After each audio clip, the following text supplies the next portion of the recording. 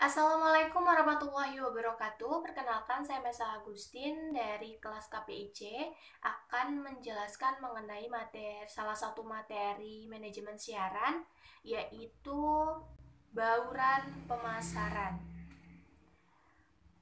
Jadi di dalam bauran pemasaran terdapat pemasaran media massa. Nah, keunikan media massa ada banyak jenis seperti media komersial, media publik, dan media komunitas. Dan sifat industrinya dipengaruhi oleh perkembangan industri teknologi komunikasi dan informasi. Menurut Soto, media massa adalah unik karena organisasi media menyebarluaskan pesan yang bisa membentuk opini publik yang dapat mempengaruhi masyarakat dan demokrasi, serta media massa berada pada pasar yang khusus. Media massa dalam sistem pemasaran. Di sini ada contoh tabelnya tentang sistem pemasaran. Lalu, pasar media massa mengalami perubahan yang disebut ekonomi baru dengan karakteristik. Sektor ekonomi informasi memberi sumbangan lebih dari 25% lebih dari tingkat pertumbuhan pendapatan domestik kotor. Dalam sektor bisnis, internet dipakai sebagai infrastruktur untuk transaksi ekonomi setidaknya oleh 25% bisnis. Setidaknya 25% rumah tangga memiliki komputer dan akses pada internet. Lalu ada analisis 5 daya yang digunakan untuk melihat lingkungan yang kompetitif dalam pemasaran media massa itu tadi. Dan di sini ada contoh tabel 2.2. Ini adalah analisis 5 daya, dan tabel 2.1 adalah contoh penerapan analisis 5 daya dalam realita atau dalam kehidupan sehari-hari. Nah, ini ada contoh tabel analisis untuk dunia penyiaran. Selain dari produk media massa itu sendiri, peran konsumen juga mempengaruhi. Sebagai contoh, survei yang dilakukan oleh Readership Institute menunjukkan hal yang menarik mengenai perilaku pembaca koran online. Nah, ada dari hasil surveinya, yang pertama ada mengkonsumsi informasi. Jadi, manusia mengkonsumsi informasi online secara pasif seperti halnya mengkonsumsi isi media cetak. Lalu ada 7 bentuk konsumsi informasi yang mencakup membaca berita, headline, rangkuman berita, mencari foto, grafik, slideshow, mencari situs atau mencari informasi, mengklik satu link dari berita terkait, atau mengklik satu link dalam satu berita, dan mengklik satu link untuk mengakses video atau audio.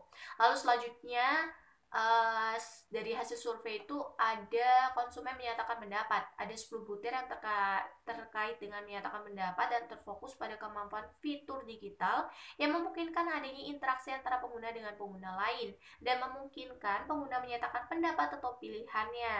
Nah, hal ini mengungkapkan bahwa orang yang memanfaatkan media online untuk berpartisipasi dalam pemberitaan. Faktornya mencakup memberi sumbangan pada berita yang dibuat wartawan, mengirim email, mengirim komentar, dan sebagainya. Lalu ada memantau perbincangan. Ada 4 butir yang dikelompokkan dari faktor ini mengacu pada observasi atau pemantauan atas perbincangan atau pilihan orang lain terhadap situs koran online ini. Faktor ini mengungkapkan komentar atau perbincangan yang berlangsung secara situs online. Selain itu, pengguna pun memilih menjadi spektator dibandingkan menjadi partisipan. Butirnya ada membaca komentar orang lain melalui blog, membaca satu blog di situs tersebut, mengklik satu link dalam satu blog, mengklik satu link untuk berita-berita yang paling banyak dibaca atau paling banyak dikirim melalui email. Lalu ada menjual atau memberi barang. Nah, ada 4 aspek butir yang menunjukkan perilaku yang fokus pada perdagangan melalui periklanan. Di sini, para pengguna berperilaku sebagai konsumen barang yang menggunakan situs koran online, seperti mencakup mencari situs untuk mengiklan, melihat iklan, satu link iklan, atau mencari iklan baris. Lalu ada mengelola layanan. Nah, di sini ada 3 butir dan mengacu pada kemampuan konsumen untuk mengelola relasi dengan koran sebagai pemberi layanan. Dalam hal ini tercakup pelayanan pelanggan dan kendali pelanggan. Ada faktor yang mencakup seperti yang tertera lanjutnya.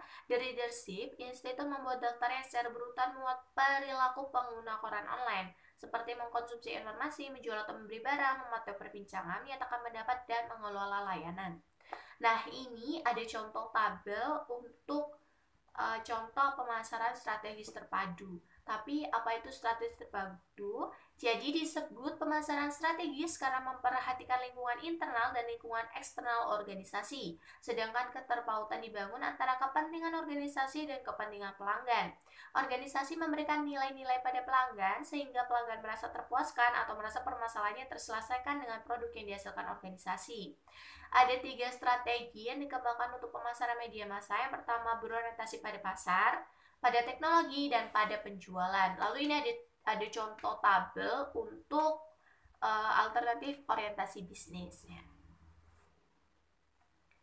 Lalu dalam bauran pemasaran juga terikat dengan media massa. Nah, di dalamnya ada konsep 4P yang terdiri dari product, place, price, dan promotion. Mengalami penyesuaian dan perubahan. Ada yang menambahkan P, satu lagi yaitu people. Ada pula yang mengembangkan menjadi 7P. Ada pula yang mengubahnya menjadi SIFA atau strategi, information, value, and access. Konsep dasar bauran pemasaran itu adalah memadukan berbagai variabel sistem pemasaran dalam kegiatan yang dilakukan organisasi dalam melakukan pemasaran. Lalu pemasaran adalah proses manajemen yang mengidentifikasi, mengantisipasi, dan memuaskan pelanggan yang menjadi satu syarat yang bisa memperoleh laba. Bauran pemasaran adalah kombinasi dari 4 variabel atau kegiatan yang merupakan inti dari sistem pemasaran perusahaan, yakni produk, sehingga struktur harga, kegiatan promosi, dan sistem distribusi. Nah, ini ada contoh untuk tabel konsep inti pemasaran untuk secara singkatnya. Lalu ada 4P tadi kan terdiri dari produk. Nah, produk ini adalah barang atau jasa yang dijual satu perusahaan atau organisasi bisnis. Dalam konteks media massa, produk yang dipasarkan adalah isi media yang berupa isi bersifat informatif, edukatif, dan menghibur. Dalam dunia pemasaran, ada yang disebut dengan produk mix atau bauran produk. Lalu ada harga, adalah jumlah uang yang dibutuhkan untuk mendapat sejumlah kombinasi dari barang beserta pelayanannya. Lalu distribusi atau pemasaran adalah menyalurkan barang atau jasa dari produsen kepada konsumen. Dan yang terakhir ada promosi, adalah arus informasi atau persuasi satu arah yang dibuat untuk mengarahkan seseorang atau organisasi kepada tindakan yang menciptakan pertukaran dalam pemasaran. Nah, di dalam pemasaran juga terdapat langkah-langkahnya. Seperti contoh ini ada tabel 2.2 tentang matriks bauran pemasaran. Nah, di sini ada tahapannya. Untuk setidaknya ada gambarannya. Sebelum kita melakukan pemasaran, kita udah punya gambaran seperti apa sih ke depannya, seperti apa planningnya, seperti itu. Lalu di sebelah kanan tabel 2.6 adalah variabel-variabel atau hal-hal yang terikat dengan bauran promosi, seperti penentuan harga, lokasi, promosi penjualan, dan sebagainya. Hal ini memudahkan dua tabel ini sebagai langkah-langkah pemasaran untuk memudahkan kita, atau kita gak cuma melakukan pemasaran aja, tapi setidaknya kita punya cara yang bisa dicapai agar memudahkan kita dalam melakukan pemasaran. Lalu ada keputusan-keputusan dalam baur penelitian. Yang pertama ada keputusan produk, kedua keputusan harga, dan ketiga keputusan promosi, dan keempat keputusan distribusi. Dan itu tadi sedikit materi yang dapat saya sampaikan mengenai bauran pemasaran. Semoga bermanfaat, dan kurang lebihnya saya mengucapkan mohon maaf dan terima kasih. Saya akhiri. Wassalamualaikum warahmatullahi wabarakatuh.